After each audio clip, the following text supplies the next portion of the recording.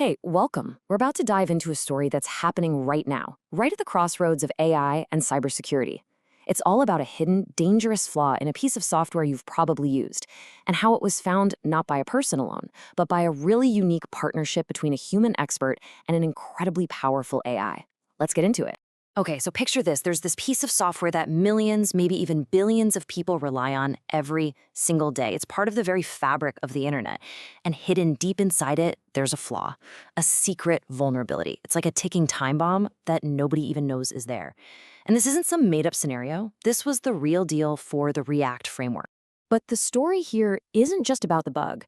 It's really about how it was discovered. This wasn't your classic movie scene of a lone coder in a dark room, you know? It was something totally new. It was a powerful team-up between a person, a security expert, and an artificial intelligence. So, how did this whole thing actually happen? Let's break down this real-world case step by step and see how they pulled it off. All right, so our expert here is Andrew McPherson, a principal security engineer. He was looking into a bug that people already knew about, something called React to Shell. To help him out, he was using this really advanced AI called Codex. But here's where it gets wild.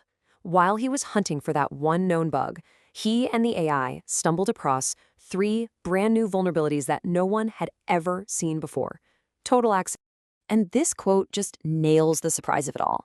McPherson said that as they were working, the AI, Codex, started flagging all these weird behaviors, things that just didn't make sense. It wasn't the bug he was looking for, but it was like a big red flag that something else was seriously wrong under the hood. It was something they had to investigate. Which brings up a great question, right? How do you go looking for one specific problem and then accidentally trip over a treasure trove of new ones? Well, it turns out it wasn't just luck. It was all about having a system, a playbook for how you hunt down these kinds of flaws.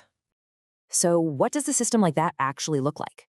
Let's crack open the Hunter's Playbook and see the exact methodology that made this discovery possible. The whole thing is built around something called the Vulnerability Remediation Pipeline.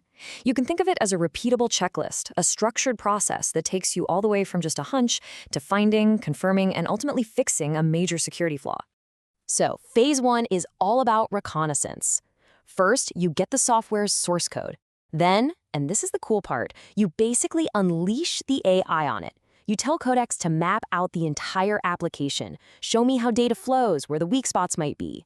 It's like giving the AI the building's blueprints and telling it to find all the unlocked doors.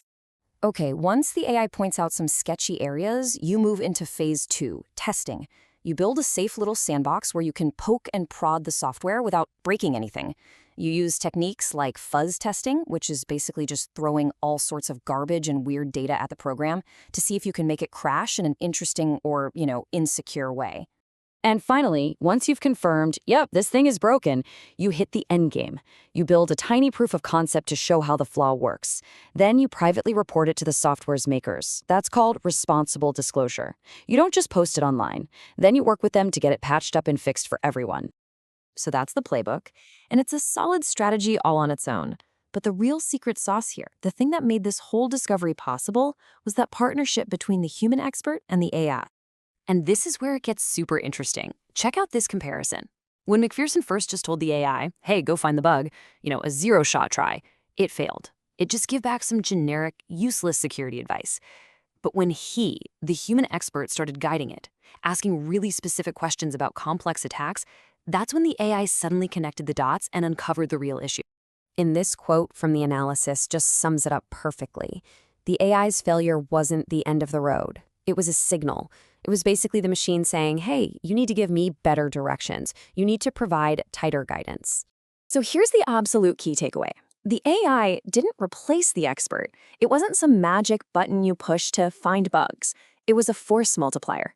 It took the knowledge, the intuition of the human expert and just amplified it, letting him test ideas and analyze code at a speed and scale